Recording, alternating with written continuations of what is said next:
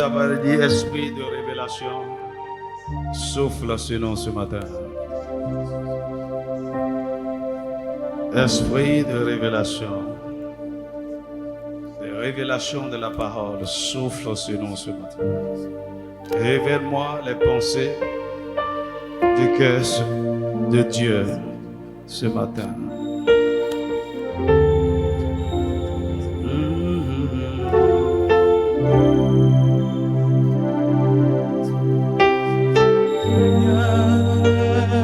Esprit de révélation, souffle sur nous, souffle sur nous. Viens, viens, viens, viens, viens, viens. Esprit de révélation, souffle sur nous, souffle sur nous, souffle, souffle sur nous. Viens, viens, viens, viens, viens, viens. Esprit de révélation, Souffle, souffle sur nous. Souffle, souffle sur nous. Viens, viens, viens, viens, viens, viens, viens. esprit de révélation, Oh, souffle sur nous, souffle sur nous. Viens, esprit de Dieu, viens, esprit de révélation. Souffle sur nous, souffle sur nous, souffle sur nous. Ouvre ta Bible avec moi, Matthieu chapitre 13, versets 4 à 12. Et puis les versets 18 à 23. Matthieu chapitre 13.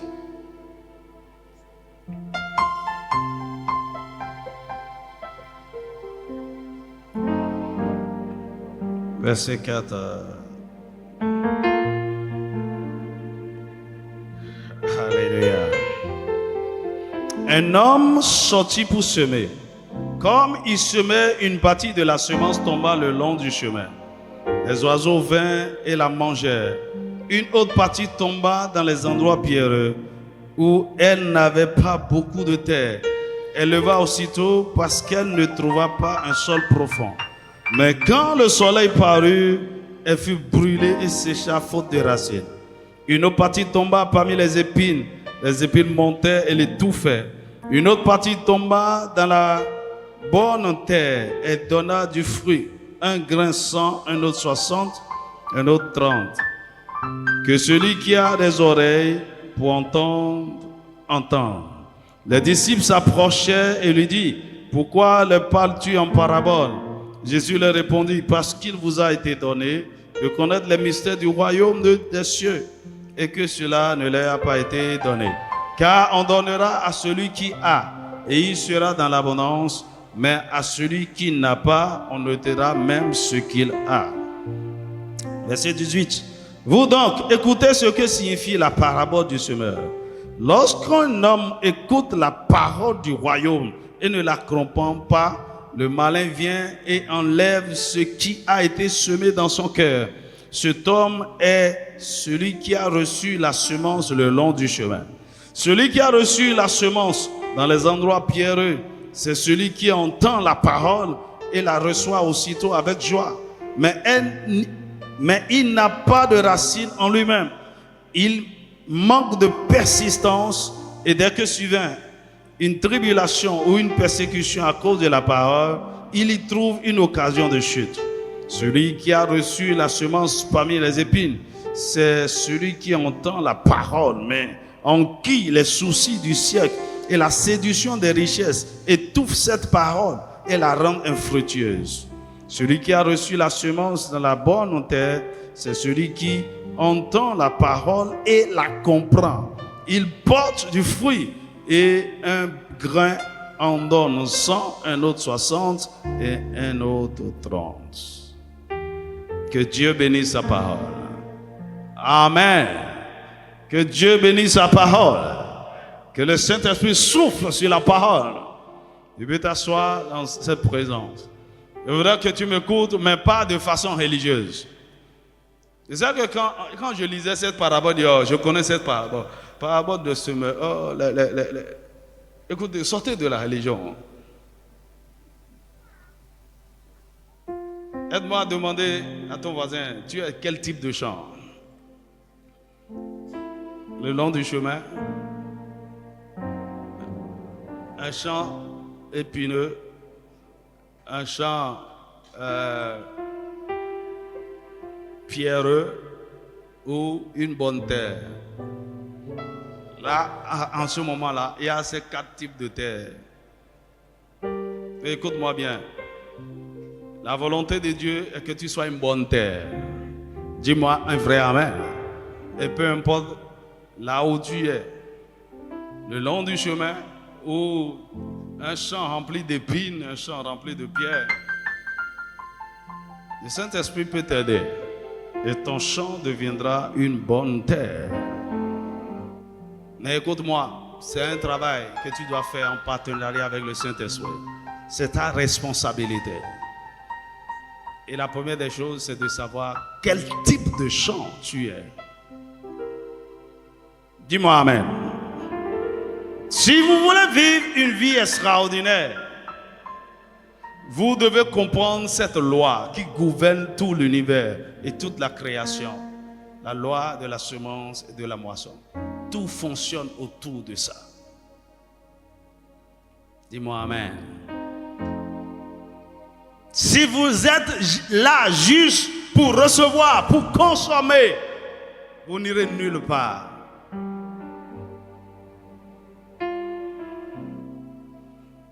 Mais si vous devenez un semeur intentionnel, votre vie sera merveilleuse. Écoutez, la semence vous donne assez, vous ouvre des portes et prépare un avenir glorieux pour vous. Dis-moi un vrai amen. Lorsque le cultivateur prend son temps, il prépare le champ et il sème. Il a semé peut-être 5 hectares de maïs. Il est en train de préparer son avenir.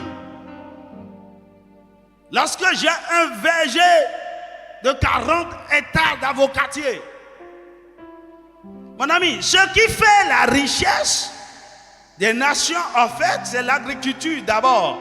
Ce qui a développé et qui a transformé les États-Unis, c'est d'abord l'agriculture. Et lorsque vous percez dans ce domaine, vous pouvez basculer maintenant dans la transformation, dans l'industrie. Oh, dis-moi amen. Écoute, on ne veut pas laisser nos nations avoir la maîtrise sur sa production agricole. Et encore moins la transformation. On nous a imposé même des produits de rente dont on n'a même pas besoin. Et on cultive ça pour les autres. Premier producteur de coton, et puis quoi? Premier producteur de cacao, et puis quoi? Premier producteur de VA, et puis quoi? Premier producteur de... On vous a imposé ça. Produisez ça pour nous et envoyez-nous ça. Et on nous impose même le prix auquel on va acheter. Il faut que ça s'arrête là.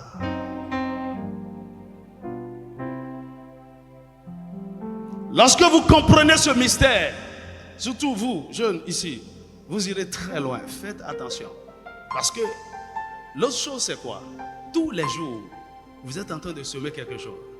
Et s'il s'agit de mauvaises semences, vous êtes en train de détruire votre avenir.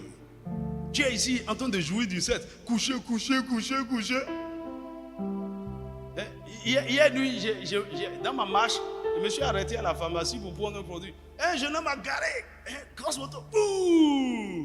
Et la fille l'a regardé derrière, à travers. Elle dit, ah, monsieur, vous êtes là, bonsoir.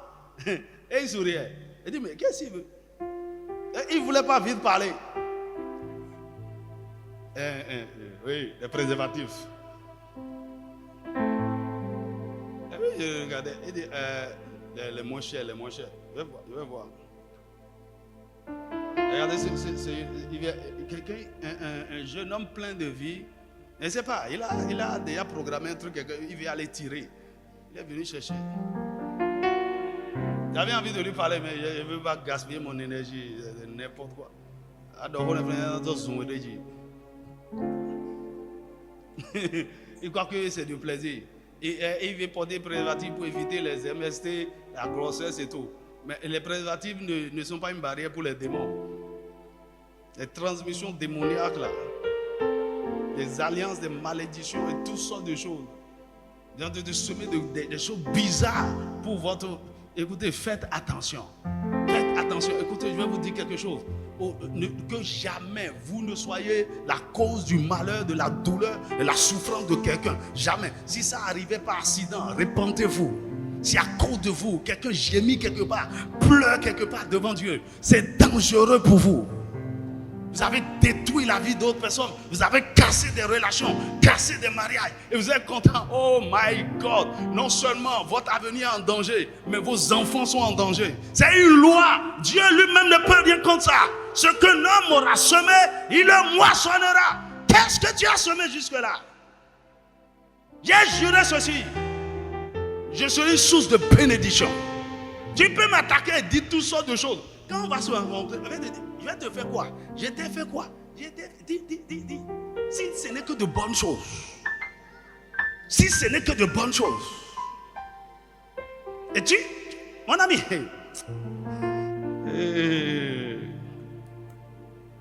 ne soyez jamais partisans.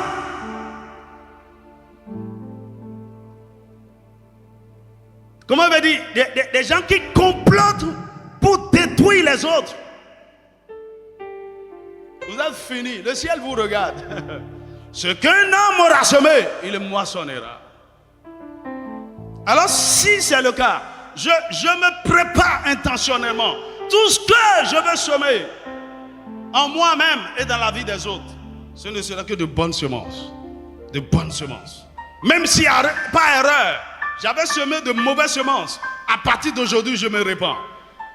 Et je vais dans la cour de justice de Dieu pour réparer, pour plaider miséricorde, afin que mes mauvaises semences d'hier ne puissent pas avoir d'effet sur moi. Que je ne mange pas le fruit de ce que j'ai semé hier. Mon ami, tu peux t'appeler apôtre Paul.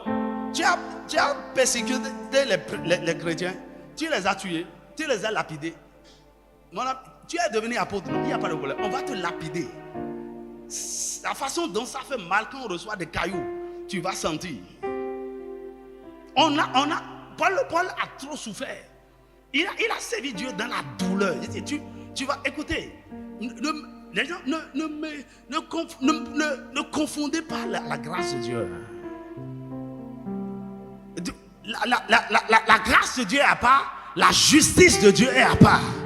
Et la loi de la semence et de la moisson est dans le cadre de la justice de Dieu. Ne vous amusez pas avec ça.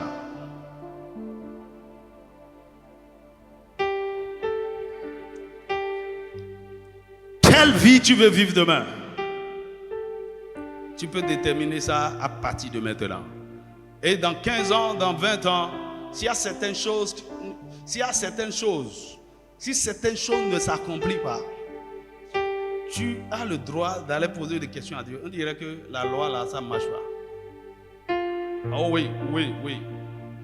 Écoutez, à un moment donné, il y a certaines choses, ce n'est pas une affaire de prière, ça doit se manifester. Écoutez, je sais là où la mission de l'Église va. Et ce que nous allons manifester bientôt. Parce que lorsque vous prenez le temps de semer correctement, il n'y a rien à faire. Que le Seigneur te donne l'entendement. Tu vois, il y a un frère ici qui partageait un témoignage avec moi. Quelqu'un l'a appelé, un intermédiaire, pour travailler pour un client. Et il a fait le travail de façon ponctuelle. Et on lui a payé 1 million. Oh, quand tu fais un travail comme ça, on te donne 1 million. C'est juste un petit truc. Un travail qu'on fait en 24-48 heures, juste pour régler. Il dit,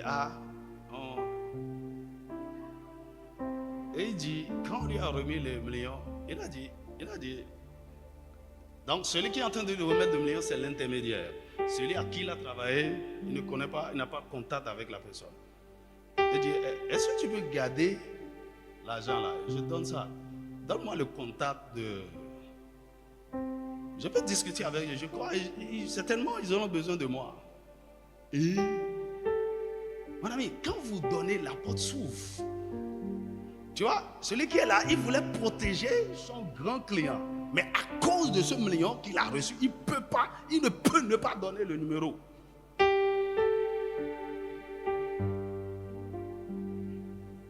Aujourd'hui, c'est l'intermédiaire d'hier là. C'est lui qui commande maintenant par passer par celui-ci pour toucher les autres. Quand tu vois ce que Dieu est en train de faire, juste par ce contact, j'ai dit, mais comment tu as eu l'idée? Il dit non. Il dit, je vais manger, ça va finir. Et je sais que les gars, ils ont de grands projets. Maintenant, si je dis au gars, donne-moi le contact, il va me dire, c'est non, c'est non. Il dit, pardon, il faut garder, je n'ai pas besoin, il faut garder 1 million. Il dit, quelqu'un il prend 1 million, il dit, ok, donne-moi, il dit, ok, je te donne les contacts. Écoutez, il y a des choses, quand on te donne, tu dois donner. La semence, c'est pourquoi faire attention. Il y a des choses, même si tu ne voulais pas céder, ton ennemi te fait certains cadeaux à un moment donné, tu vas céder.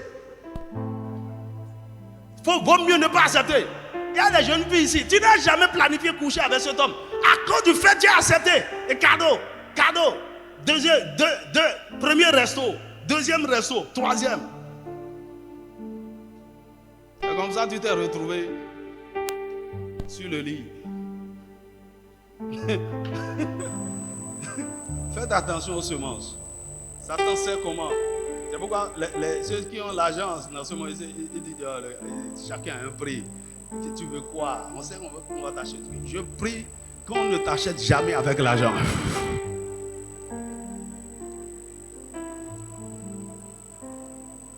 Il aurait pu prendre ce million et dire alléluia, alléluia. Mon ami, on mange partout, on mange partout, on mange partout. Sois sage. Prends. Mets-moi en contact avec ces gens-là. Mon ami, ce truc-là m'a mis en contact avec des gens aussi. Et on parle de grands projets. Depuis un certain temps, elle m'a dit de me taire. Ok. Ne pas plus. Il y a des sorciers. Elle doit dire à ton voisin, ne mange pas tout, ne mange pas tout.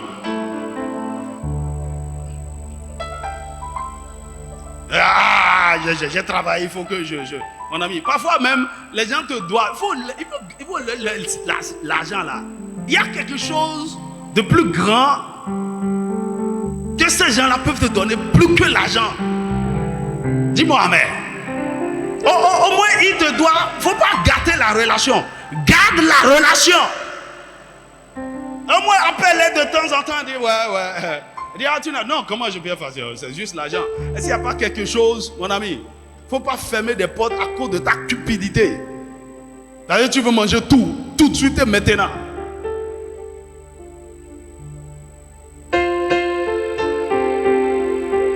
Dis-moi amen.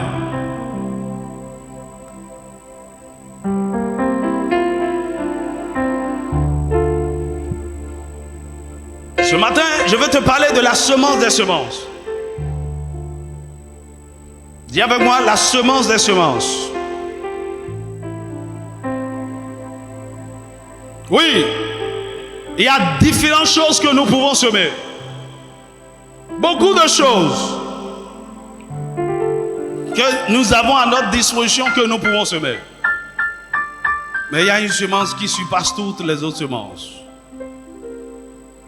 La semence des semences. Bien-aimé, le succès, la victoire, la prospérité à tous égards et la domination appartiennent à ceux qui comprennent les mystères du royaume et les pratiques.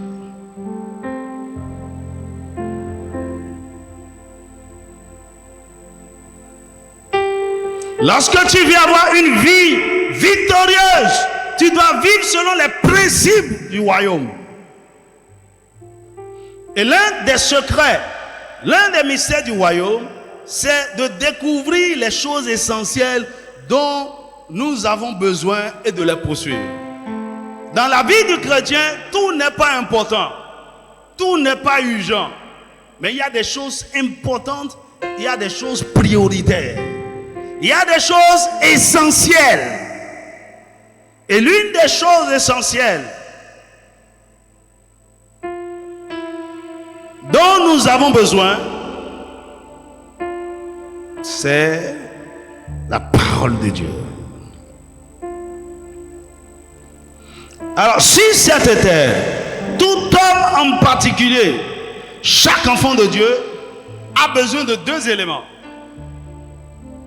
Dieu et sa parole. Dieu et sa parole. C'est-à-dire la personne de Dieu, la présence de Dieu, et puis sa parole. Si vous avez la parole de Dieu sans sa présence, ça ne marchera pas. Maintenant, si vous avez la présence de Dieu sans la parole, ça ne marchera pas non plus. Par exemple, lorsque vous avez accepté Jésus, vous êtes reconnecté, réconcilié avec Dieu, vous avez Dieu. Dis-moi amen. Mais ce n'est pas suffisant. Il vous faut la parole de Dieu.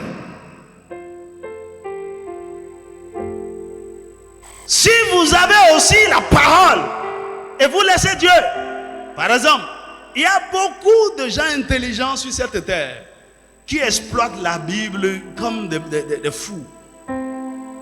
Ils sont la Bible.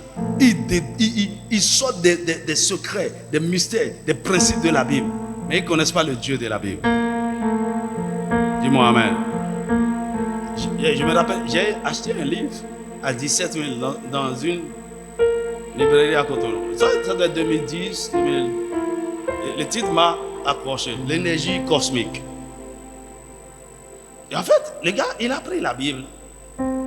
Il n'a pas dit c'est la Bible. Mais quand je lisais les textes, les citations, j'ai dit mais il a puisé les choses, les textes de la Bible. Au lieu de parler de Dieu, il parle de l'énergie. En fait, c'est de Dieu qui parle. En parlant de l'énergie cosmique. L'énergie par laquelle vous pouvez attirer tout à vous. Et il a mis Dieu de côté et il veut utiliser ses principes. Et quand vous lisez beaucoup de livres sur la richesse, hein, par exemple, quand tu lis, qui a déjà lu L'homme le plus riche de Babylone? Qui a lu L'homme le plus riche de Babylone? Ah, c'est grave. Hein? Ah, un seul doigt derrière là-bas. Qui a déjà lu Mon voisin le milliardaire? Ah, la même personne. Si tu as ça un peu derrière, il faut partager. Ok, qui a déjà lu Penser et devenir riche de Napoléon Hill?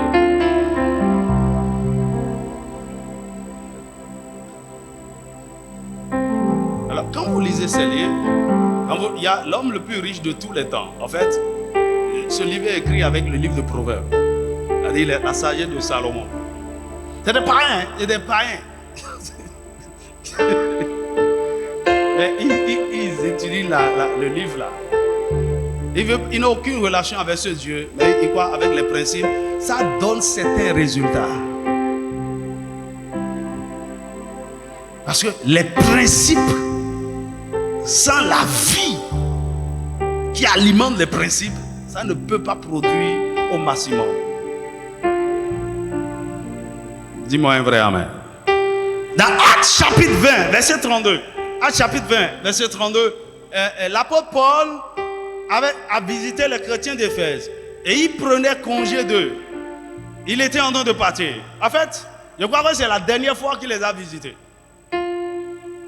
Et il leur donnait un dernier conseil. Il dit, certainement, vous ne verrez plus ma face. C'était une séparation douloureuse. Les chrétiens d'Éphèse, ils ont pleuré. Et l'apôtre Paul dit, écoutez, je vous recommande à ceci. Vous n'avez pas besoin de moi. Vous dites, parce que Paul a dit, il dit, c'est pas évident qu'on se voit encore. Ils ont pleuré, Paul, mon ami. Donc, il ne leur a pas recommandé que, ok, je vais vous laisser Timothée ici. Après, je vais envoyer Silas. Il dit, ce dont vous avez besoin, voici. Il dit, et maintenant, je vous recommande à Dieu et à la parole de sa grâce. C'est deux choses. Tu n'as pas besoin d'un homme. Si vous avez Dieu et si vous avez sa parole, à celui qui peut édifier, lorsque vous avez Dieu, Dieu peut vous édifier par sa parole. Et après votre édification, il vous donnera assez à l'héritage.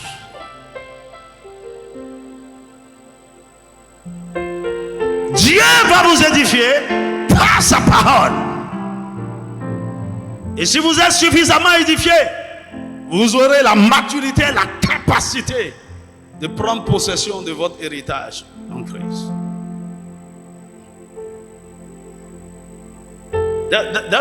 Donne-moi ça dans parole de vie, je vais voir.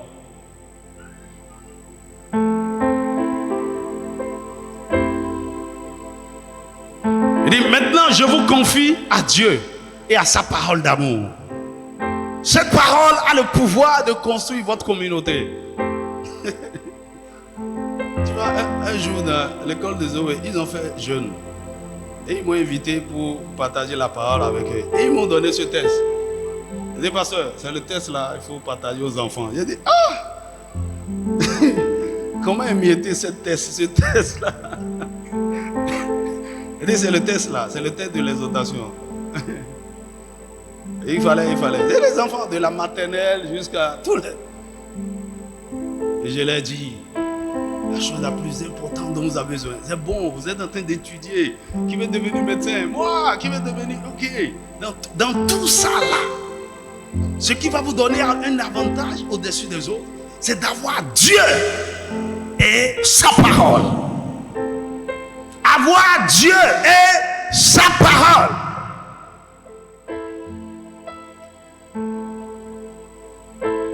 Dans la version parole vivante, il est dit, et maintenant, je vous recommande à Dieu et à la parole de sa grâce, à celui qui peut édifier avec tous les sanctifiés. Vous ne pouvez pas vous en sortir sur cette terre sans Dieu au centre de votre vie et sa parole comme boussole, sa parole comme devant de votre vie. C'est impossible. D'ailleurs, c'est pourquoi la Bible dit, au commencement, Genèse chapitre 1, verset 1, au commencement, Dieu. Et dans Jean chapitre 1 verset 1, il dit, au commencement était la parole. Et la parole était avec Dieu. La parole était Dieu. Tout a été créé par elle. Et rien de ce qui a été créé n'a été créé sans elle. En elle était la vie. Et la vie était la lumière des hommes. Au commencement, Dieu et la parole. Dans la parabole qu'on a lue, lorsque vous lisez ça dans sa version dans Marc, c'est plus précis. Quand Jésus interprétait la parabole, il a dit, la semence, c'est la parole de Dieu. Donc dans Marc chapitre 4, verset 14, il dit, la semence, c'est la parole de Dieu. Aide-moi à dire à ton voisin, la semence, c'est la parole de Dieu. Or, c'est par la parole que toutes les autres semences naturelles ont été créées. Vous étiez là dans la semaine, on a parlé de comment Dieu a créé les végétaux, les arbres fruitiers, les herbes des champs et tout. Et en les créant, il dit qui se manifeste avec les semences. Donc, Dieu a créé chaque semence naturelle par la parole. Et d'ailleurs, lorsqu'il bénissait Adam et Ève, il dit, soyez féconds. Il communiquait au-dedans de la semence. Adam recevait la semence de la vie par laquelle l'homme peut se reproduire. Tout ce que Dieu a créé était le produit de la parole. C'est pourquoi la parole de Dieu est la semence des semences. Dis-moi amen. C'est la semence des semences. Et d'après ce qu'on a compris, que si la semence naturelle est puissante, alors la parole de Dieu est autrement plus puissante. Si celui qui a la semence est puissant, alors celui qui détient la parole de Dieu est de loin plus puissant. Écoutez, si vous pouvez comprendre ceci, okay. Tu vois, l'église là, on a trop vécu en dessous de nos privilèges.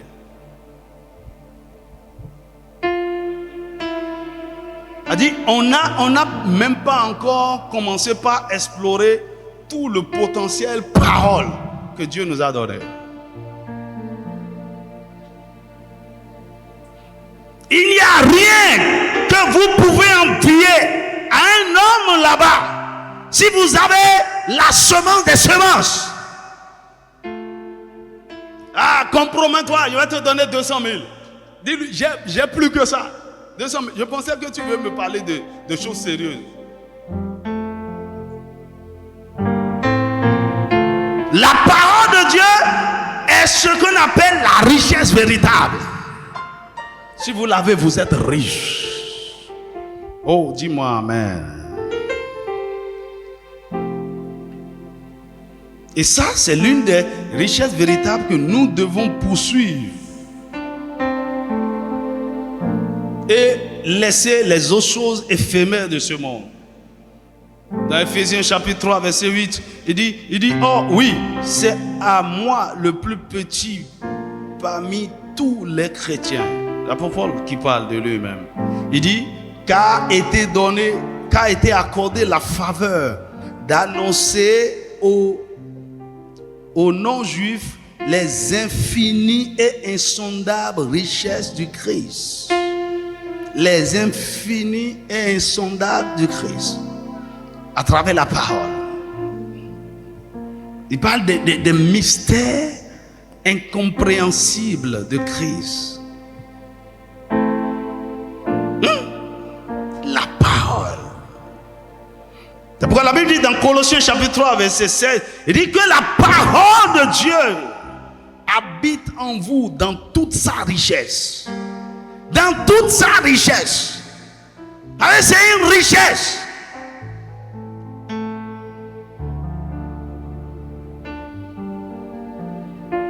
Écoutez, lorsque vous venez au Seigneur, ce dont vous avez le plus besoin après votre salut, ce n'est pas un miracle, ce n'est pas un boulot, ce n'est pas un bébé, ce n'est pas un mariage, ce n'est pas une maison, ce n'est pas. Ce dont vous avez besoin, c'est la parole de Dieu. La parole de Dieu dans votre cœur. La parole de Dieu dans votre cœur peut générer tout ce dont vous avez besoin. Écoute-moi. Lorsque vous avez quelque chose dans ce monde en dehors de la parole, vous ne pouvez pas garder cela. Vous ne pouvez pas préserver cela. Parce que ce qui soutient toutes choses et ce qui rend durable toutes choses, c'est la parole. C'est pourquoi un homme qui reçoit un miracle sans la révélation de la parole va perdre le miracle. Un homme qui reçoit une percée, une faveur, quelqu'un peut venir ici, je prie pour lui.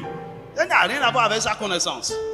L'onction est libérée, la grâce est libérée, la faveur. Elle veut dire, oh, Dieu m'a béni, Dieu m'a...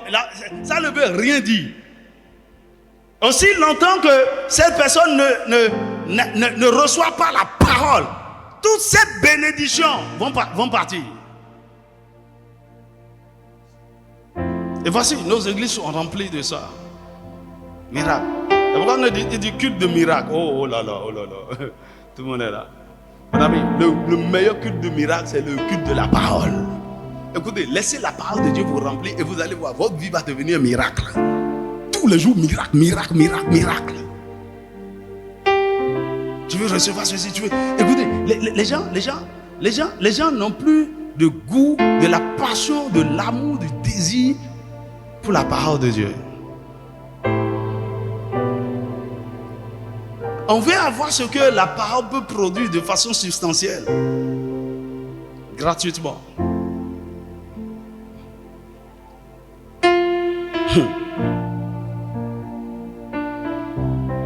Tout ce que vous avez en dehors de la parole va disparaître. C'est pourquoi, au commencement de toutes choses, Dieu veut te... Tu veux te marier, tu dois avoir une parole. Sinon, ce mariage ne peut pas tenir. Tu veux bâtir une maison, tu veux bâtir un ministère. Il y a une parole qui doit soutenir ça. Sinon, ça va disparaître. La Bible dit toutes les autres choses vont disparaître. Seulement la parole de Dieu tiendra. Matthieu chapitre 5, verset 18.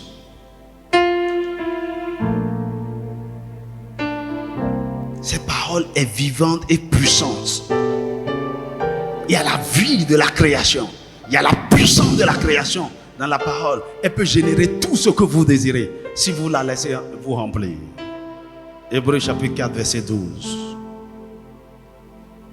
La parole a la capacité de produire tout ce dont vous avez besoin dans tous les domaines de votre vie. La Bible dit quoi? Dieu soutient toutes choses par la puissance de sa parole. Alors donc, si la parole de Dieu n'a pas généré ce que tu as là, ça n'a aucun soutien, ça n'a aucun appui. C'est pourquoi, lorsque vous laissez la parole de Dieu doit croître en vous. Ça dit quoi? Pourquoi beaucoup de chrétiens ont une vie de défaite? Parce que la parole de Dieu n'est pas encore suffisante en eux. Pourquoi beaucoup de chrétiens sont dans la défaite? Sont dans les limitations, dans les faiblesses. La parole de Dieu, ils méprisent la parole de Dieu. La parole de Dieu doit croître. Tu vois, la puissance de la parole, le volume de la parole, l'intensité de la parole, la qualité de la parole doit croître et dépasser le niveau de vos problèmes. Dis-moi amen. La parole de Dieu doit croître. J'aime ce texte dans Actes chapitre 19, verset 20. Il dit, et la parole de Dieu... Vous avez quel problème avec l'écran aujourd'hui là?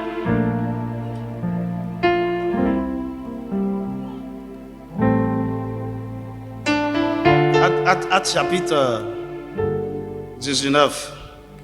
Il dit, c'est ainsi que la parole du Seigneur croissait en puissance et en force. Dans la version parole vivante, il dit, c'est ainsi que la parole du Seigneur démontrait sa puissance et se répandait de plus en plus, remportant partout des victoires. Lorsque la parole croît en force, en puissance, en intensité, en profondeur, en vous, vous allez remporter des victoires partout. Pourquoi tu es dans la défaite? La parole de Dieu n'est pas en toi. Pourquoi tu continues de succomber aux tentations, de tomber tout le temps? Tu ne peux pas sortir de ces faiblesses, de ces limitations. La parole n'est pas en toi.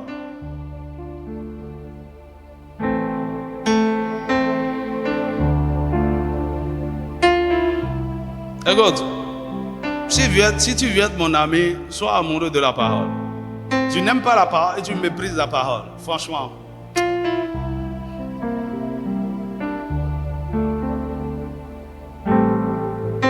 Écoutez, ne confondez pas les choses.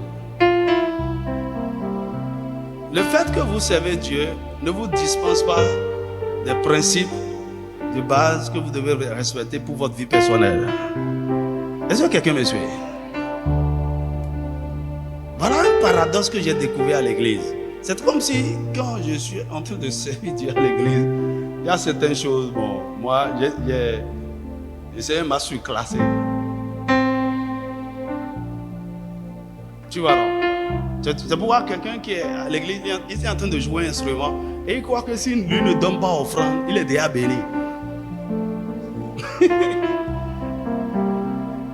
Tu es derrière la caméra, tu ne pries pas, tu es là en train de... Ouais, les gens voient les images. Mon ami, si tu n'écoutes pas la parole là, tu vas mélanger les images jusqu'à la fin de ta vie. Ça ne va pas changer. Vous voulez que je vous dise la vérité? Oh, c'est nous sommes, sentinelles, c'est nous qui accueillons. Et tu es debout là, écoute-moi! Pendant que tu es en train de placer sur une écoute la parole. Et si en temps tu as perdu quelque chose, après le culte, va sur la chaîne, réécoute. On ne s'amuse pas avec ça. On ne s'amuse pas avec ça. Maintenant, il ne s'agit pas d'écouter juste une chose, quelque chose. Que la parole entre en vous. Et puis, vraiment le gars il prêche. Mon ami, tu n'as rien compris. Ce que cette parole est censée produire, ça ne sera pas produit en toi. Parce que tu n'as pas pris le temps de te l'approprier, de méditer et de pratiquer ça. Maintenant, je vais parler à certains jeunes ici. Je vous vois en train d'écouter des messages des gens. Je vous ouvre une parenthèse. Parce que vous êtes en train de créer toutes sortes de confusion dans votre vie par rapport à la parole. Maintenant, écoutez-moi. Parce que pas sous l'ignorance, vous êtes en train de faire des choses. Maintenant, il faut que je vous explique en tant que berger. Vous êtes ici placé à la mission de l'aigle. Ce n'est pas par hasard. À moins que vous êtes ici par accident. Mais si la main de Dieu vous a conduit ici, vous êtes sous l'autorité de ce berger que le grand berger a établi ici. Et je reçois de lui la parole dont vous avez besoin. Dis-moi un vrai amen. Je ne viens pas ici pour prêcher ce que je veux. Écoutez, tu sais combien de messages j'ai? Tu vois, je suis tellement rempli de la parole. Donne-moi 15 minutes, je m'assieds là. Je vais te produire un message. Ça sort tout simplement. Mais je ne viens pas dire, non, ce que Dieu veut que je dise à ce peuple-là, la nourriture qu'il veut que j'apporte à ce troupeau-là, en ce temps-là, c'est ça que j'amène. C'est pourquoi en tant que berger, ma responsabilité est de savoir dans quel pâturage le bon berger est en train de nous conduire. Et vous devez me suivre. La parole que je suis en train d'annoncer en cette saison, je suis en train de parler de semence. Tu dois t'asseoir autour de la semence. Maîtriser, réécouter et pratiquer. C'est comme ça qu'on grandit. Maintenant, en ce moment-là, tu es en train d'écouter tout le monde, n'importe quoi. Je vous vois, des revivalistes ou des mystères. Surtout, il y a certains prédicateurs ivoiriens maintenant ils font le show sur YouTube et tout. Mon ami, arrêtez ça. Vous créez de la confusion en vous. Tu vois, ce que Dieu veut que vous deveniez, c'est dans cette école-là que ça se passe. Dis-moi amen. C'est comme si tu veux devenir médecin et tu es inscrit à l'école de médecine. Et tu dis, aujourd'hui, je n'ai pas envie d'aller à l'école de médecine. Ou bien, après les cours d'anatomie, j'irai à la faculté d'économie. Je suis un peu les cours d'économie. Et puis, j'irai à la faculté de droit. J'irai un peu, je vais prendre ici. Tu veux devenir quoi en fin de compte? De la confusion, tu mélanges tout. Maintenant, écoutez-moi.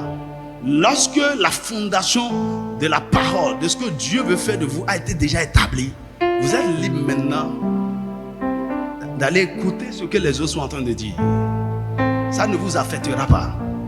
Mais maintenant que vous êtes bébé spirituel, arrêtez ça. Je vous l'ordonne, arrêtez ça. Arrêtez-moi ça. Ce dont tu as besoin, c'est ça là que je suis en train de te donner maintenant. C'est ça que tu dois retourner aller écouter. C'est ça que tu dois t'asseoir autour de ça et étudier. Qu'est-ce que la parole est en train de dire? Et avoir la compréhension. Lorsqu'on va retourner dans la parole, maintenant tu vas voir. C'est la compréhension qui est la clé. Avoir la compréhension. Parce que sans la compréhension, tu ne peux pas pratiquer la parole. Et si tu ne pratiques pas la parole, tu es exactement comme quelqu'un qui n'a même pas reçu la parole. Parce qu'il n'y a pas de résultat.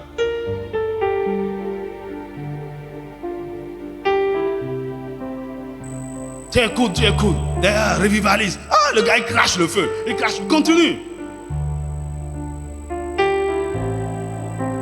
Soyez disciplinés.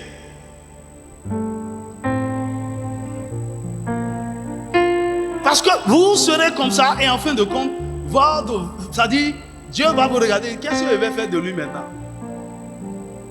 C'est bon, il y a des gens à l'église, pendant des années, tu les regardes, je vais faire quoi de cet homme maintenant? Parce qu'en fait, on ne sait même pas ce que tu es devenu. Un gâteau qui n'est pas cuit.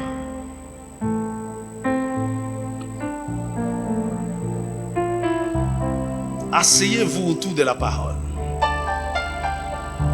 Et je reviens sur le fait que tu es en train de servir à l'église. Tu es en train de faire ceci. Tu es en train de... Attention. C'est vrai. Pendant que vous êtes en train de servir, vous pouvez être distrait par la parole. Mais chacun doit avoir sa discipline autour de la parole. Si tu veux grandir.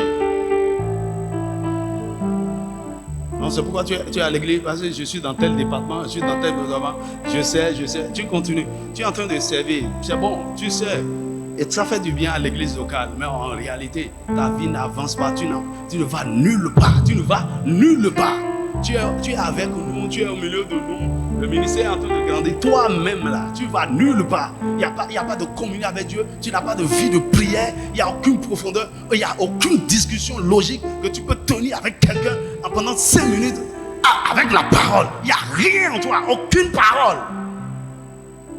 Et vous ne pouvez pas d'ici à la mission de l'air et c'est ainsi. Parce que je ne suis pas un prédicateur, je ne suis pas un prophète, reçois, non. Si on veut faire ça là, on fait ça à sa place. Mais depuis des années, je suis en train de t'enseigner. Et ta vie, la parole ne produit rien. Il faut que ça s'arrête. Tu t'assois, tu prends des notes, et puis quand on finit, tu fermes. Ça fait dimanche prochain. Tu ajoutes des notes. Quel est cet étudiant qui prend des cours qui n'étudie jamais? Il y en a même qui ne prend même plus de notes. En fait, tu n'écoutes même pas. Tu penses que tu m'écoutes. Tu me comprends. C'est pas vrai. Parce que la parole de Dieu, ce matin, j'ai allumé un truc de loin de Don Sion Yekan. Et avant de commencer par chanter, il a demandé à tout le monde de s'asseoir. Et il a commencé par donner un enseignement sur l'adoration. C'était tellement profond. Ce qu'il disait, en fait, le truc m'a saisi. Mais comme je dois me préparer à aller au culte, j'ai enregistré ça sur ma tablette. Quand il va retourner, je vais écouter bien ce qu'il est en train de dire. Et il parlait de comment chercher la face de Jésus. Beaucoup d'entre vous, vous n'avez pas le temps, vous ne trouvez pas le temps, vous êtes occupé, vous êtes ici et là. Et quand tu viens aussi à l'église, au lieu d'être concentré et de recevoir le maximum et de continuer avec, mon ami, ça ne peut pas continuer comme ça.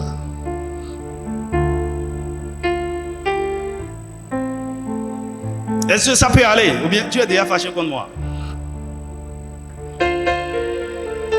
C'est parce qu'il n'y a pas la parole de Dieu en toi. Tu es vide.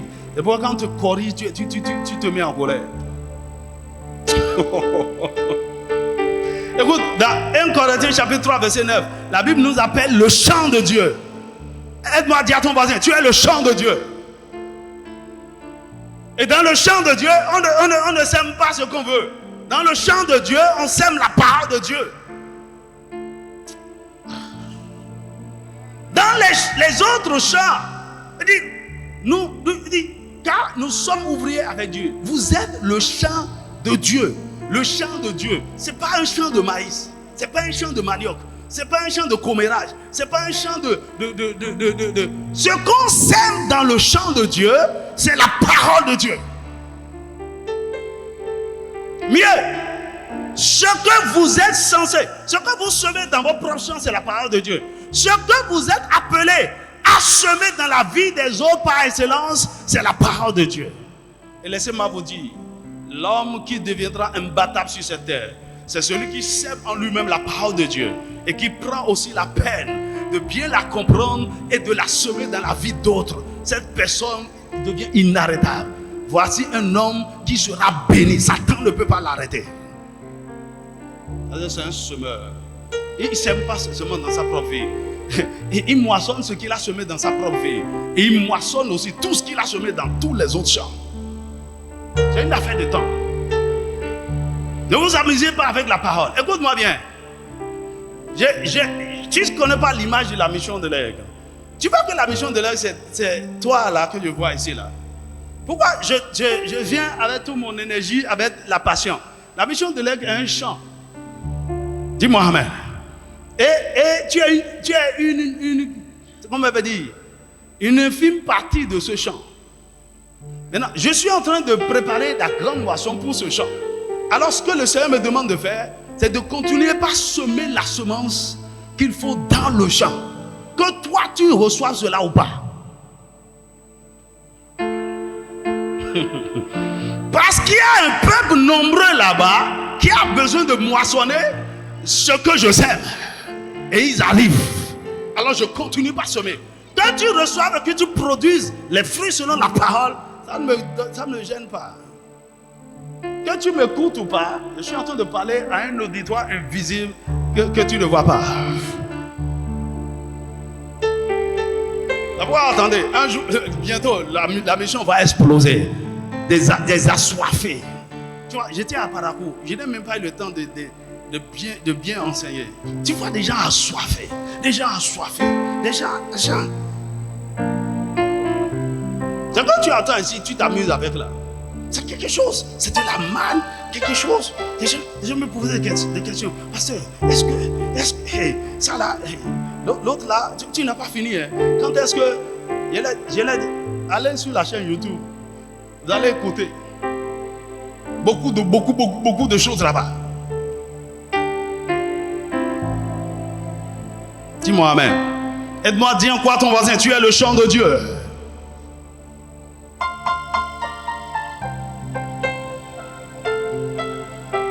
Donnez-moi Isaïe 55, verset 10 à 11. Isaïe 55, 10 à 11.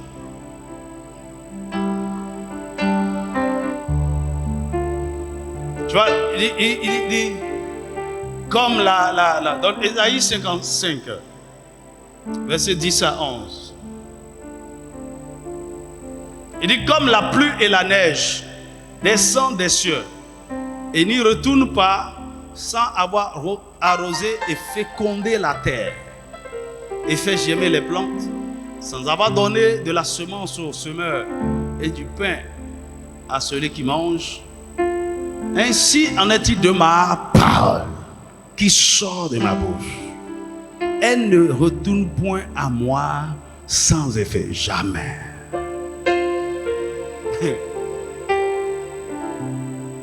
Sans avoir exécuté ma volonté et accompli mes desseins. Lorsque la parole de Dieu sort, elle ne revient pas vide. C'est une semence éternelle. Ça peut ne pas produire de fruits tout de suite. Ça va produire des fruits. Un jour. Dis-moi amen. Tu vois, et parfois la parole de Dieu c'est comme le plateau. Le plateau qu'on utilise pour servir à manger dans les grands restaurants. Quand le plateau sort avec la nourriture, le plateau ne retourne pas à la cuisine avec la nourriture. Le plateau revient vide. Que le Saint-Esprit te donne l'entendement. Pendant que je suis en train de parler là, beaucoup d'entre vous ici, vous avez fait des commandes. Ah, tu ne sais pas que tu as fait commande avant de venir. Il y a un besoin, il y a un désir, il y a quelque chose dont tu as besoin. Et le Saint-Esprit m'a transféré la commande. C'est pourquoi je parle sous onction. Et maintenant, pendant que je suis en train de parler, le plateau est en train d'être libéré. Et chacun va recevoir selon sa commande. Donc la seule chose qui revient, c'est le plateau. C'est le son de la parole. Mais ceux qui ont fait des commandes vont recevoir le part. Reçois ta part dans le nom de Jésus. Que la nourriture appropriée dont tu as besoin pour ta croissance, pour ta délivrance, pour être fortifié, pour être transformé, pour être guéri, te parviennent au nom puissant de Jésus. C'est pourquoi lorsque tu viens dans la maison de Dieu, tu dois avoir une attente. Et le prédicateur est en train de prêcher. Tu es là, tu es là. C'est comme tu es assis au restaurant et tu dis, mais on est en train de servir les gens, on m'a oublié. Parce que ce dont tu as besoin, ce n'est pas encore délivré. Mais pourquoi tu peux venir à l'église et tu peux rentrer insatisfait, totalement insatisfait, parce que tu n'as fait aucune commande. Ou bien le prédicateur n'a pas fait très attention.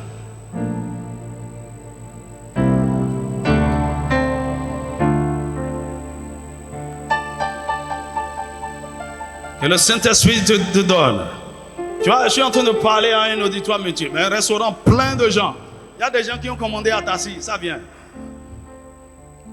Des gens qui ont commandé à Goût, ça vient. Des gens qui ont commandé quoi?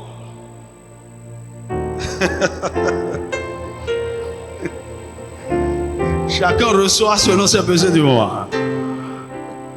Je prie que tu sois rassasié avant de sortir d'ici dans le nom puissant de Jésus. Bien-aimé, la parole, vous ne devez pas vous amuser avec ça. Et comme la Bible dit dans Jacques chapitre 1, verset 21 à 25, il ne s'agit pas seulement de l'écouter. De l'écouter. Il dit, oh, le gars il prêche. Ah, révélation. C'est ce que vous faites sur les réseaux sociaux là. Trop de distractions. Et tu zappes. Tu as trouvé une connexion gratuite. Tu écoutes, tu es en train de faire quoi? On ne fait pas ça.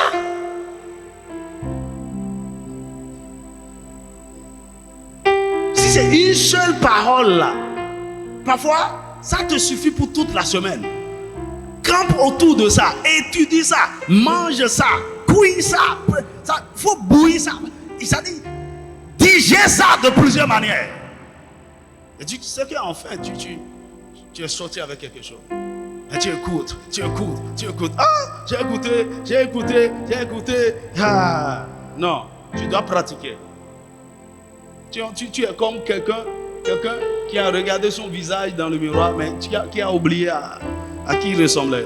Lisons ça avec nous. Jacques chapitre 1, verset 21 à 25. Tu vois, c'est là où se trouve le véritable problème de beaucoup de gens. Là où vous êtes là, vous connaissez beaucoup de choses. Vous avez entendu beaucoup de choses. Mais vous ne les avez jamais appliquées. Pourquoi? Vous n'avez jamais pris du temps pour comprendre. Et sans la compréhension, vous ne pouvez pas avoir la sagesse pour l'application.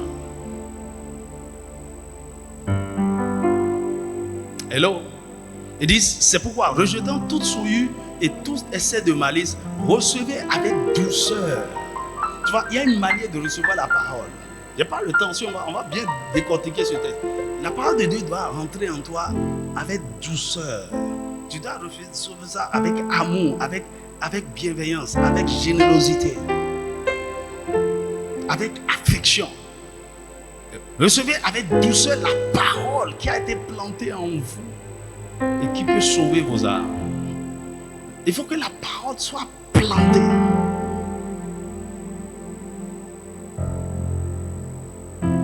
Il dit, mettez en pratique la parole et ne vous bornez pas à l'écouter. Il faut écouter comme tu veux, du matin au soir. Il dit, en vous trompant vous-même, pas de faux raisonnements. Tu crois que c'est en ayant écouté beaucoup de prédicateurs? Ah, j'ai écouté Marcelo, j'ai écouté Castanou, j'ai écouté qui? Ah, et tu fais même compétition d'écoute. Et tu as écouté ce message-là de non, c'était fort. Ah, non, ce qui la révélation là, c'était mon ami, tais-toi.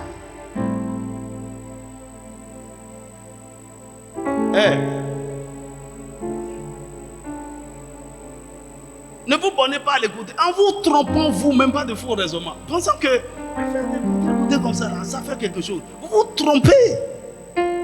Tu te trompes. Parce que, en fin de compte, qu'est-ce que ça a fait en toi? Si ce n'est que ça fouetter ton orgueil. Et tu as dit, hey, j'ai découvert le mystère des 3 coqs, des 3 cris de chant des coqs.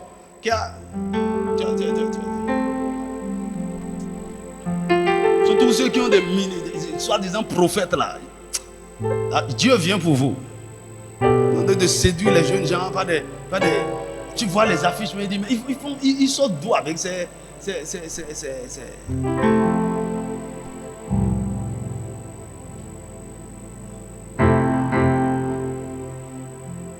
Écoutez, la jeunesse africaine, ce dont elle a besoin, c'est la fondation de la parole. C'est la fondation. Laissez tous vos mystères conneries là. On doit revenir pour vous sur les ABC de la parole, les ABC de la foi.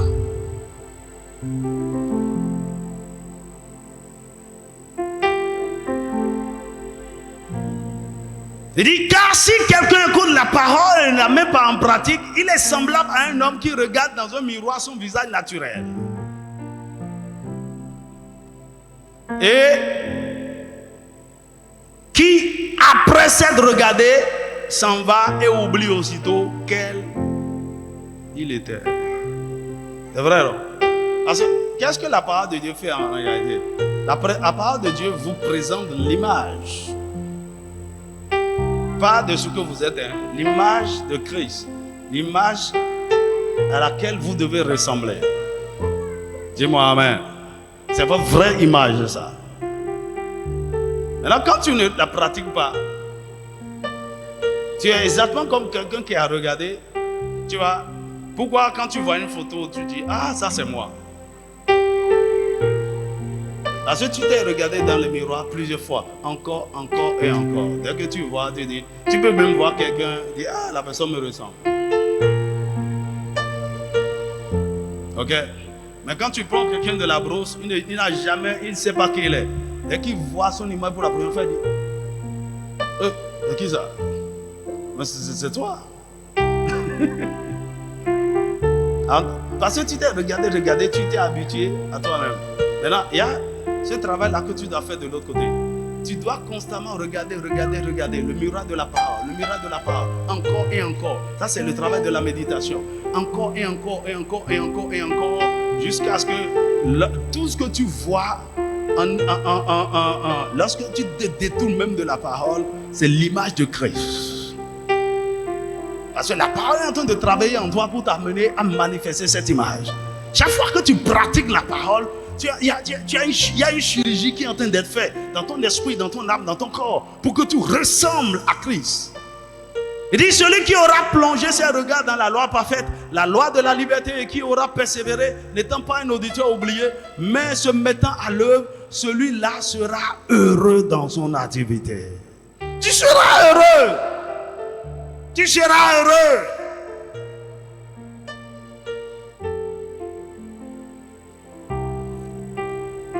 Que le Seigneur nous aide. La Bible dit, celui qui trouve son plaisir dans la loi de l'Éternel et qui la médite jour et nuit, il est comme un arbre planté près d'un courant d'eau. Tout ce qu'il fait lui réussit. Et tu vas avoir une vie de succès. Ça c'est Psaume chapitre 1, verset 1 à 3. Tu trouves ton plaisir dans la loi de l'Éternel. Et vous ne pouvez pas méditer, étudier, méditer, passer du temps dans la parole si vous n'aimez pas la parole. Et vous ne pouvez pas aimer la parole sans aimer la source de la parole, sans aimer Dieu. Donc vous avez un problème d'amour avec Dieu, vous avez un problème à passer du temps avec lui, vous ne pouvez pas passer le temps suffisant qu'il faut avec la parole jusqu'à ce que la parole vous transforme. Et c'est ça le problème de l'église aujourd'hui. Ils ont remplacé la parole par toutes sortes de choses. Programmes spéciaux de ceci. Tout est organisé. En fait, du genre pour la fête.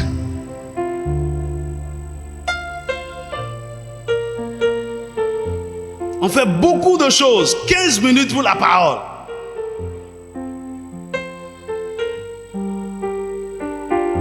Dis-moi amen. Alors, il y a une question qu'on doit se poser.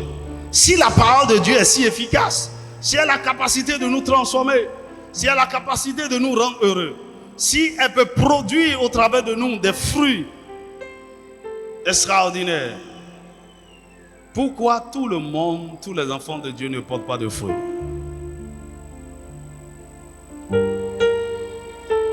Au-delà de beaucoup de choses qu'on peut citer,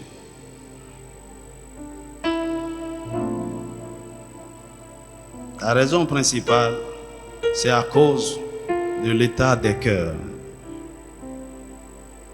C'est-à-dire le chant qui reçoit la parole. Le chant qui reçoit. La qualité des résultats de votre vie chrétienne dépend de la qualité de votre cœur. Parce que c'est ça, votre cœur, qui est le chant qui reçoit la parole.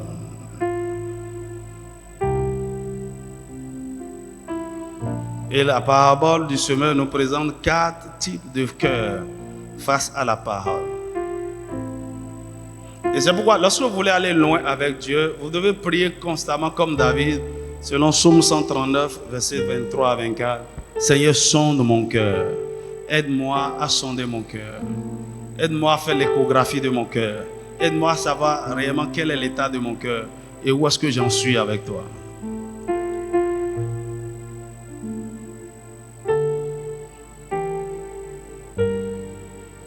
Dis-moi amen.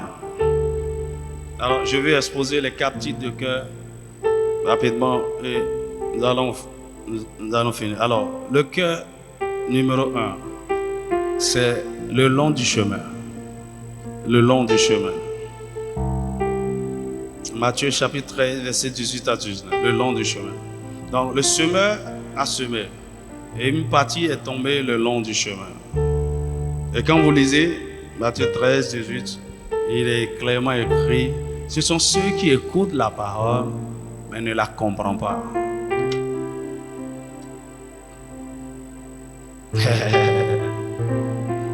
Ne comprennent rien du tout. En fait, dans le verset 19,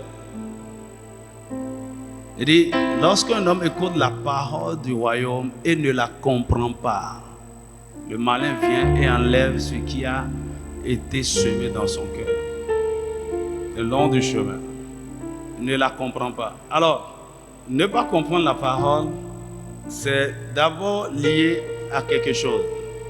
Vous ne pouvez pas comprendre la parole de Dieu sans avoir la nature de Dieu.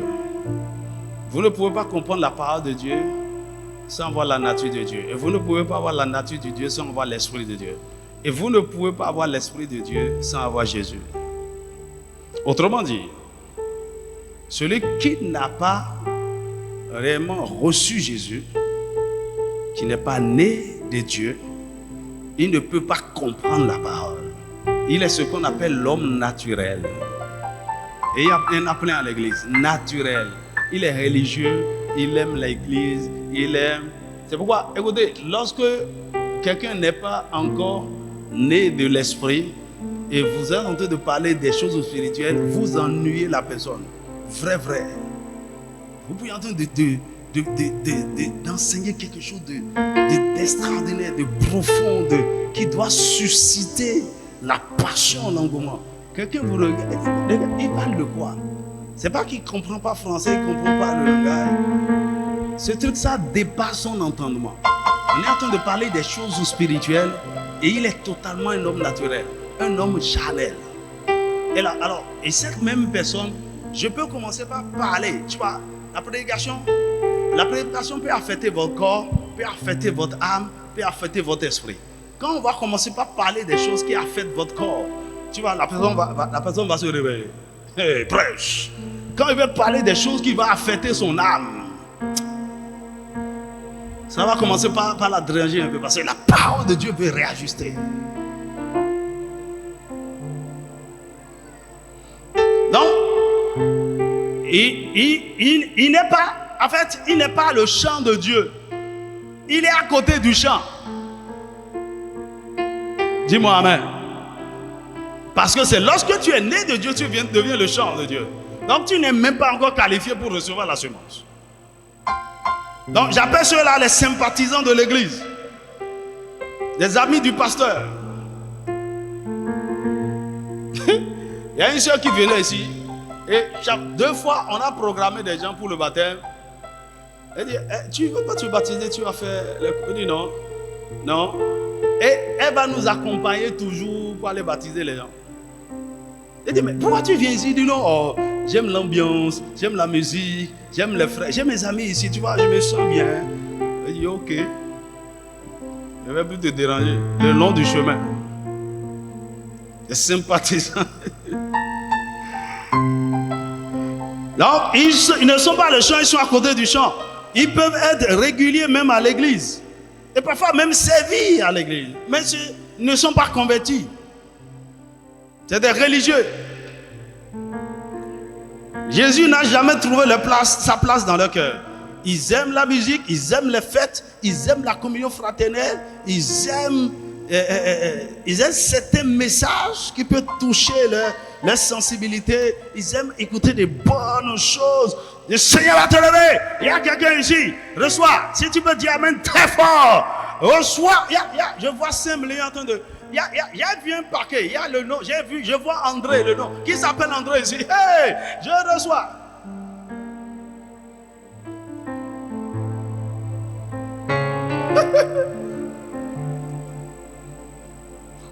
Voilà, mais je ne vais jamais rentrer dans ça. Il y a un ami pasteur, il m'a dit, Ben, ce que tu fais là, ton église ne va pas vite grandir. Et tu n'auras pas l'argent. Tu as vu la deuxième voiture, je viens d'acheter. Il dit, tu t'enrichis sur la misère des gens et leur damnation éternelle. Tu iras là-bas avec eux.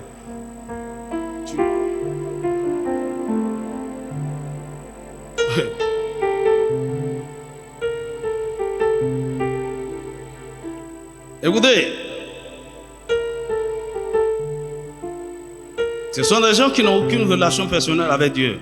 Ils vont à l'église, mais tous leurs amis, en réalité, sont des mondains.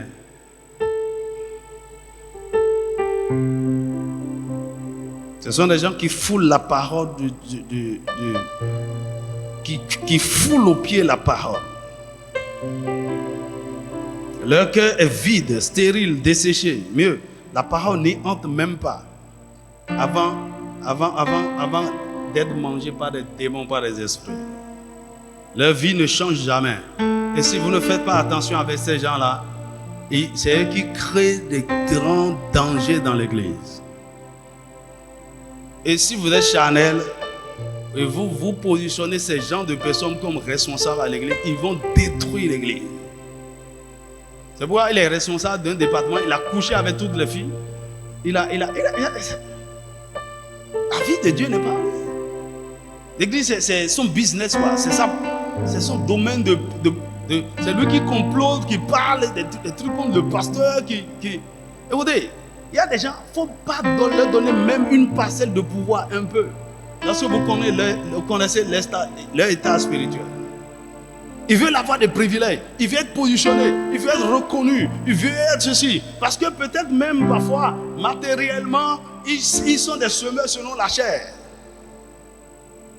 Et dans les églises, on les a bombardés, diacres, assistants, administrateurs de l'église. Charnel, à côté du champ, le long du chemin.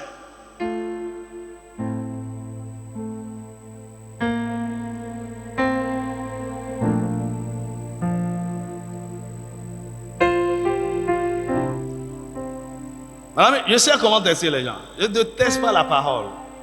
Ils n'aiment pas la parole. Je sais à quelle classe tu appartiens. Deuxième type de sol. Le sol pierreux. Le sol pierreux. Le sol pierreux. Alors, il n'est plus vraiment un religieux. Il a accepté Jésus, mais il est encore un bébé spirituel. Un charnel n'ayant aucune profondeur. Il aime les choses charnelles. Matthieu chapitre 13, verset 20. Il dit, celui qui a reçu la semence dans les endroits pierreux, c'est celui qui entend la parole et la reçoit aussitôt avec joie. Il a une certaine compréhension précoce de la parole. Il dit waouh! Mais son excitation, ça finit là où la parole de Dieu finit.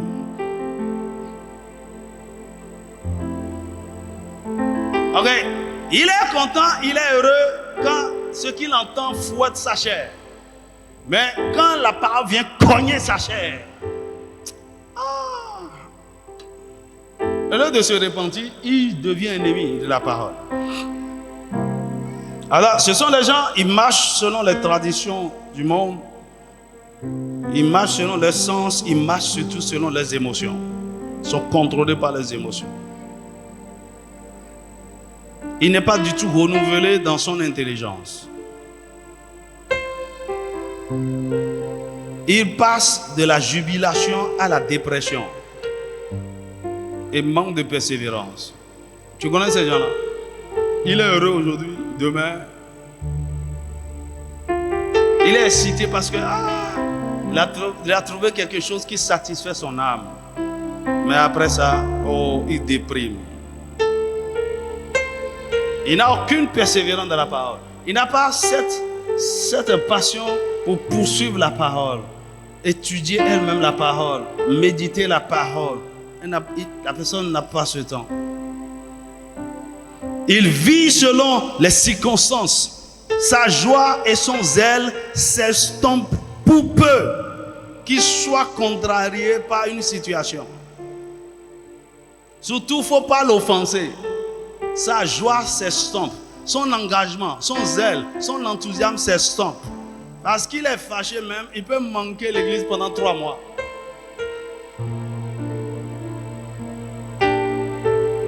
La parole n'est pas, il n'y a aucune profondeur. Ok? Et il peut manquer, il peut ne pas être exposé à la parole pendant plusieurs semaines et mois. Ça ne lui dit rien. C'est un charnel.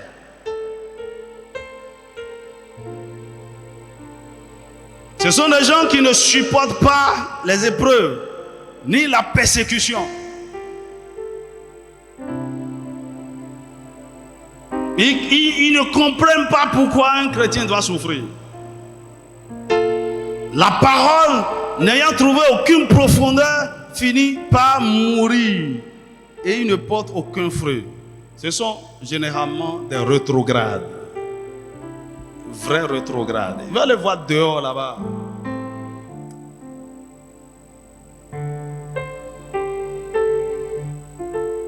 Dis-moi amen. Tu vois, quand je grandissais, j'étais adolescent, seconde, première, il y avait quelques amis, plus âgés que moi bien sûr, dans d'autres églises. Et j'allais chez eux pour des débats bibliques. Passionné de la Bible. Et puis j'apprenais beaucoup de choses d'eux. Zélés. Après, l'un d'entre eux a commencé, en fait, l'un d'entre eux qui était marié a pris une deuxième femme et a commencé par prêcher la polygamie. Il y a un autre qui est devenu Rastaman.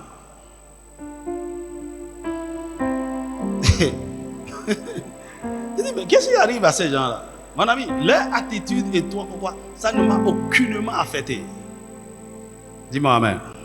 Tu vois, les gens qui sont les sols pierreux là, ce sont des gens qui sont facilement affectés par la conduite des autres. Quand un autre tombe, c'est fini. Il dit,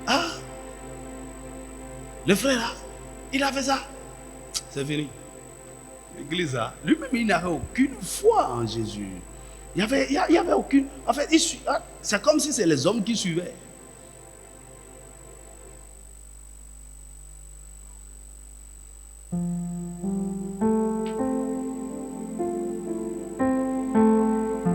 Que quelqu'un tombe dans le péché, qu'est-ce que ça a à voir avec votre marche avec Dieu? Que quelqu'un déraille et rentre dans l'hérésie, même si c'est votre pasteur, qu'est-ce que ça a à voir? Écoutez, connaissez Dieu par vous-même. Hein. Il dit, j'étais étudiant, un pasteur m'a conseillé, il m'a dit, avec la soeur là, j'ai sorti avec une soeur, une Camerounaise. Dieu soit loué. Et je me dis, la soeur, mais vous allez bien, ensemble bien. Hey. Il m'a appelé. Je lui ai rien demandé. Il m'a appelé. Il dit, ben, tu sais, vous pouvez commencer par vivre maritalement. Qu'est-ce que tu as? Tu es étudiant, tu es bien, tu as l'argent, tu es boursier, tu as besoin de quoi? Il dit, je ne comprends pas. Il dit, il faut venir, je vais vous bénir. Et puis c'est Dieu qui bénit le mariage. Après, tu iras connaître ses parents. Après, tu vas donner la dot. Après, tu vas faire ce que tu veux. Après, c'est quoi ça? Il dit, merci, pasteur. Mon ami, je connais Dieu. Tu vois, il y a des choses, aussi longtemps que c'est quelqu'un qui est leur repère, qui fait ça ou qui dit ça, c'est ça qui les contrôle. Écoutez, connaissez Dieu pour vous-même. Connaissez la parole par vous-même. Ne soyez pas perturbés par l'attitude, le comportement des autres. Dis-moi Amen. Le troisième type de cœur, le sol avait des épines. Nous sommes dans le verset 22, Matthieu 13.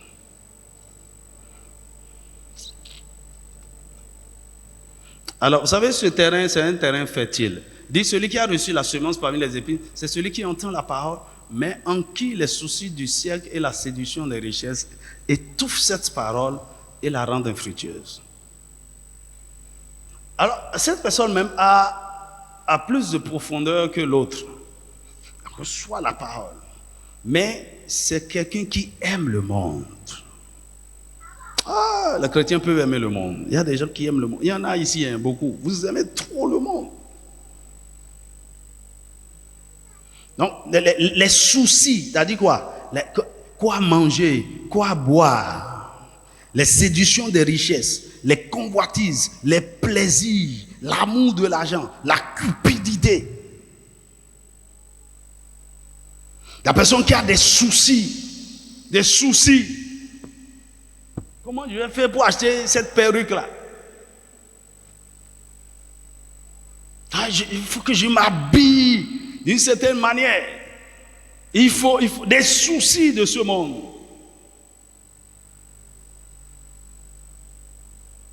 À cause de ces nombreux soucis et envies, la parole finit par être étouffée et n'a plus de temps pour porter de fruits. C'est des gens, au lieu de méditer la parole et de vivre selon la parole, d'attendre à l'accomplissement de la parole, ils s'inquiètent beaucoup. Ce sont les amoureux du monde. Donnez-moi 1 Jean chapitre 2, versets 15 à 17.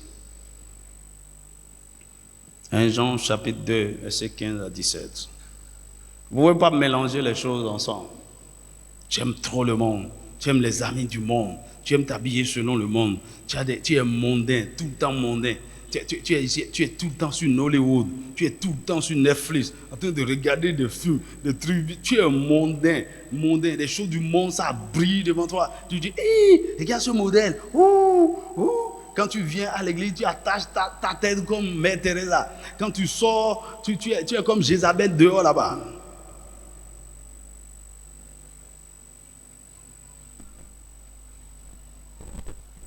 Surtout quand c'est une femme, c'est les gens de femmes qui fatiguent leur mari.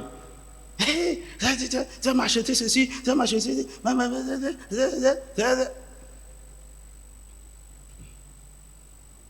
Il dit, n'aime point le monde ni les choses qui sont dans le monde. Si quelqu'un aime le monde, l'amour du Père n'est point en lui. Les gens qui n'aiment pas Dieu. C'est-à-dire, en fait, Dieu pour eux, c'est une source de gain. Aller à l'église, c'est du business. Il dit qu'à tout ce qui est dans le monde, la convoitise de la chair, la convoitise des yeux, convoitise de la chair, convoitise des yeux. L'orgueil de la vie ne vient point du Père, mais vient du monde. Verset 17. Il dit, et le monde passe et sa convoitise aussi. Tu vas passer, parce que la seule chose qui demeure, c'est la parole de Dieu. Mais celui qui fait la volonté de Dieu demeure éternellement.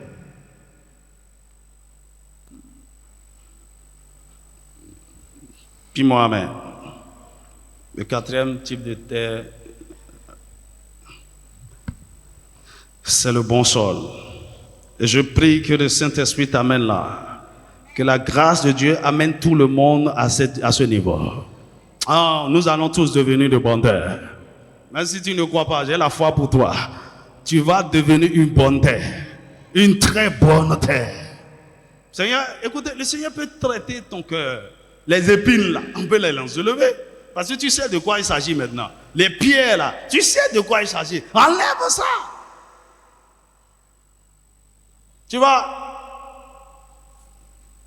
quand le cultivateur prépare certains champs, il prend du temps pour enlever tous ces trucs-là. Des pierres, des épines, des troncs d'arbres. Parce qu'il sait que ces choses-là seront des ennemis de ceux qui veulent semer. Alors prends du temps, laisse le Saint-Esprit t'aider pour que toutes ces choses-là soient enlevées. Tu deviendras certainement une bonne terre. Mais ce qui caractérise cette terre, c'est premièrement quoi? Le verset 23, Matthieu 13, 23. Celui qui a reçu la semence dans la bonne terre, c'est celui qui entend la parole et la comprend. C'est tout. La comprend. Et il ne faut pas regarder ça juste comme ça. La compréhension là, c'est un long processus. Celui qui comprend, c'est celui qui s'assied, qui écoute et écoute encore, étudie, médite, analyse, compare, prie, cherche, crie à Dieu. Et finalement, la lumière vient. La compréhension vient par la révélation. Une révélation personnelle. Tu dis, waouh, c'est fini. Je l'ai saisi. Tu la comprends. Et parce que tu l'as compris, tu peux l'appliquer. Et c'est après l'application que tu peux porter beaucoup de fruits. Mais là encore, les fruits dépendent de beaucoup de certains facteurs. Parce que, même que ce soit, bien que ce soit une bonne terre, tout le monde ne porte pas les fruits à 100%. Certains, c'est 30%, d'autres, 60%. Pourquoi? Parce que ceci est dû d'abord à 3 niveaux de croissance spirituelle différents. Ok? Et je prends les 3 niveaux de croissance qui sont dans 1 Jean chapitre 2 verset 12 à 14. Il nous parle là de petits enfants, de jeunes gens et de pères. Donc quand vous êtes petit enfant, vous allez porter du fruit, mais à 30%. Quand vous êtes jeunes gens, okay, vous êtes devenus plus matures. Vous pouvez porter des fruits à 60%. Mais les pères, ce sont les huyos. Ceux-là ont la capacité de reproduire toutes choses. Ils peuvent porter des fruits à 100%. Mais la différence entre la quantité de fruits peut être aussi due au niveau de foi et d'intimité avec le Saint-Esprit. Le niveau de foi et d'intimité avec le Saint-Esprit. Dans tous les cas, c'est une bonne terre, ça va porter du fruit. Écoutez, il y a des gens ici, vous portez déjà du fruit. Oui, mais ce n'est pas encore 100%. Continue. La parole, tu commences pas à voir certains effets de la parole. Parce que tu as pratiqué certaines choses. Ce que tu vois actuellement là, c'est 30%. Continue, grandis. Ce que Dieu veut, c'est que tu parviennes à 100%. Maintenant, l'autre chose, c'est quoi? Ce sol, bien que ce soit une bonne terre, ce sol est préservé, ce sol est gardé. Ce sol est gardé, fertilisé. Ce sont des gens qui gardent leur cœur. Proverbe chapitre 4, verset 23. Il dit, mon fils, garde ton cœur plus que toute autre chose. Car de lui viennent les sources de la vie. Ça dit quoi? Quelqu'un peut être une bonne terre et en train de porter de bons fruits.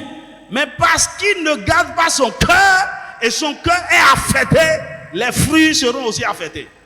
Par exemple, celui qui a une bonne terre, il fertilise la terre par l'amour, la joie, la paix la bonté, la miséricorde.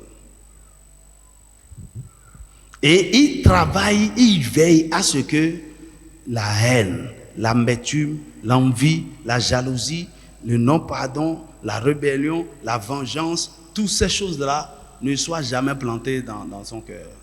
Jamais, jamais, jamais. Il veille à cela. Il veille à cela. Il veille, surtout les offenses. Quelqu'un t'a blessé, ton cœur est traumatisé. Il sait comment être guéri en moins de 24 heures. Il sait comment, écoutez, on va parler de ça dans la semaine de consécration. L'une des choses que Satan utilise pour nous priver de grandes bénédictions, ce sont les conflits. Ce sont les conflits. Les conflits interpersonnels. Et surtout, les conflits entre les frères. Certains même sont en conflit avec Dieu lui-même. Tu fermes la porte. C'est pourquoi vous pouvez être en train, le Seigneur peut vous élever déjà à un certain niveau. Vous êtes en train de porter du fruit extraordinaire. Et tout à coup, tout commence par tomber. Vous n'avez pas préservé le cœur. Juste une offense. Juste une offense. Juste une colère. Quelque chose que vous n'avez pas fait attention. De façon subtile, c'est rentré en vous là. Ça a souillé votre terre. Et vous ne comprenez plus rien. Que le Seigneur te donne l'entendement. Je prie que le Seigneur te donne l'entendement. Incline ta tête et bénis le Seigneur.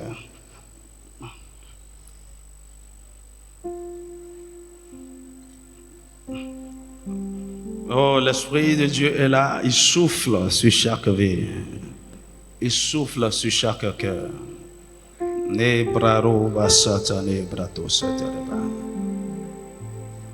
Mon ami, c'est ta saison.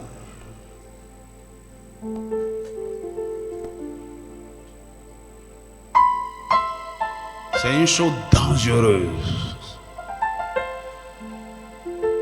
que d'être dans une assemblée où la bonne parole est semée, mais tu n'aimes pas la parole.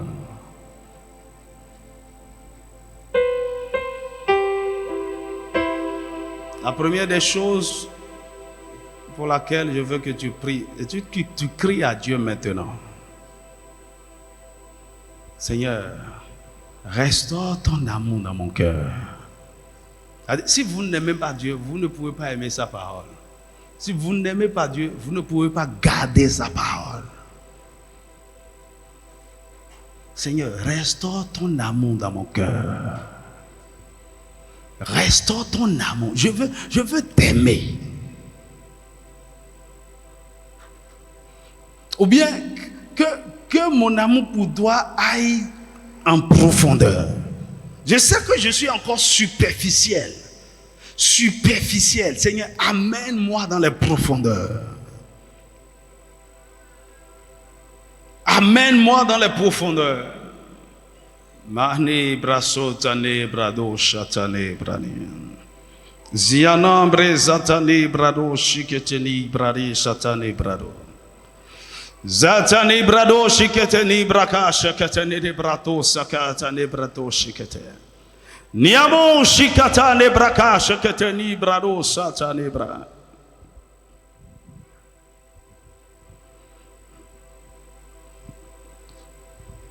L'amour de Dieu est répandu dans nos cœurs par le Saint-Esprit. Mais c'est la semence des semences. C'est ce dont nous avons le plus besoin. Je prie pour toi.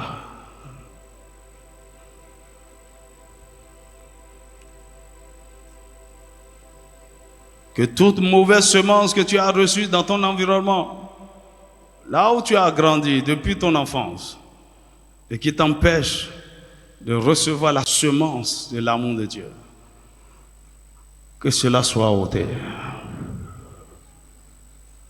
Je prie que tu fasses une rencontre spéciale avec l'amour de Dieu. Que tu fasses une rencontre spéciale avec l'amour de Dieu. Que tu rencontres spécialement l'amour de Dieu. Que tu découvres l'amour de Dieu.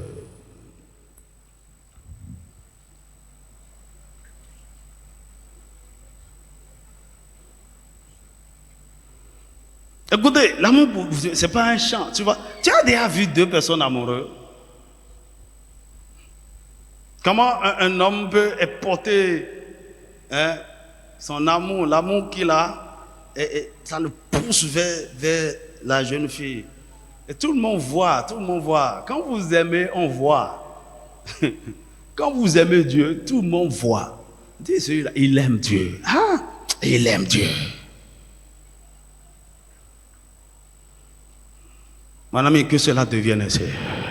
Que la première des choses que l'on va commencer par voir, c'est ton amour pour Dieu, ta passion pour Dieu, ton zèle pour Dieu.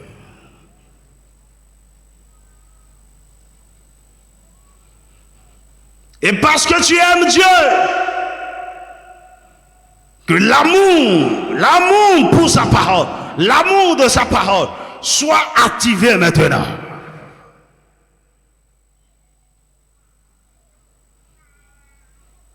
Au point où lorsque tu vas te lever un jour sans lire la Bible, ça sera comme tu as péché.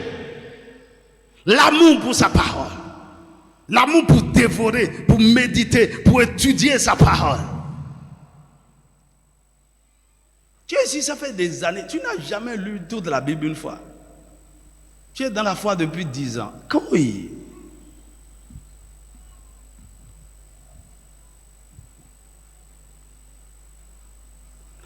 Seigneur, restaure.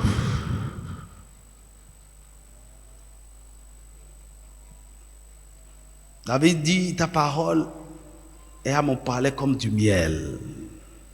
C'est plus doux que le miel. J'aime ta parole. Je trouve mon plaisir dans tes commandements. Hey!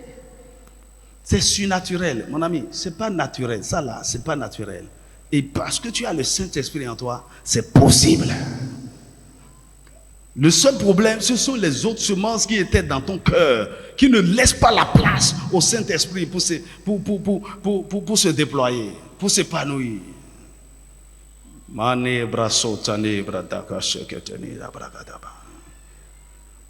Seigneur, restaure l'amour de ta parole. Que l'on reconnaisse ce peu comme les amoureux de la parole, les passionnés de la parole. Dès que tu ouvres ta bouche, la parole.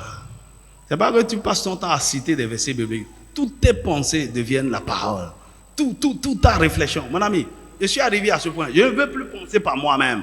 Que la parole de Dieu soit mes pensées, soit ma réflexion, soit ma volonté. Vous êtes totalement colonisé. Vous voulez vivre selon la parole. Mais je prie spécialement pour toi. Il y a un mal dans l'église. C'est que nous connaissons beaucoup de choses, mais nous pratiquons très peu. Le Seigneur répand la grâce pour pratiquer la parole.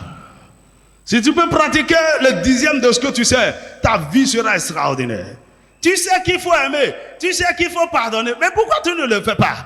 Que le Seigneur te donne la grâce pour pratiquer la parole. Il t'a donné des instructions. Tu sais ce que tu dois faire. Parfois, tu es en train de lire la Bible et le Seigneur te dit, voilà. À partir d'aujourd'hui, commence par faire ceci. Tu as reçu des instructions de Dieu. Et tu penses que tu as le droit de faire comme tu veux. D'obéir ou de ne pas obéir.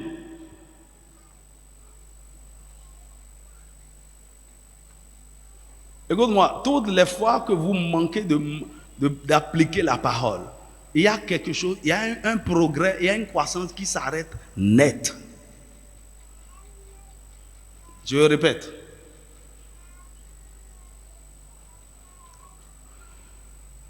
Lorsque Dieu veut vous amener loin, il fait tout ce qu'il veut faire dans votre vie, c'est selon l'obéissance à sa parole. C'est-à-dire, il veut bâtir quelque chose de durable. Maintenant, quand il vous donne instruction selon sa parole, et tu refuses d'obéir, de pratiquer, il ne faut plus venir parler de ce sujet avec lui. Ça arrête. Aussi longtemps que tu ne reviens pas, et tu n'obéis pas, Dieu a fini avec toi. Je prie que le Saint-Esprit ramène quelqu'un en arrière. Depuis un certain temps, ta vie spirituelle s'est arrêtée. Ta marche avec Dieu s'est arrêtée. C'est ce jour où tu as désobéi à la parole. Tu as décidé de ne pas appliquer la parole. Maintenant, écoutez-moi. Parfois, tu es en train de prier, de crier à Dieu par rapport à certaines choses. Dieu ne te répondra pas selon ce que tu attends. Dis, Seigneur, arrête ceci, Seigneur, donne-moi ceci. Et il va pas te répondre selon ce que tu attends. Il va te répondre généralement en te donnant une instruction, en te donnant une parole. Surtout quand tu es en train de prier, un verset monte dans ton cœur. Ça, c'est la meilleure des réponses que tu viens d'avoir. Applique la parole. Fais ce qu'il t'a demandé de faire. Laisse tes problèmes là de côté.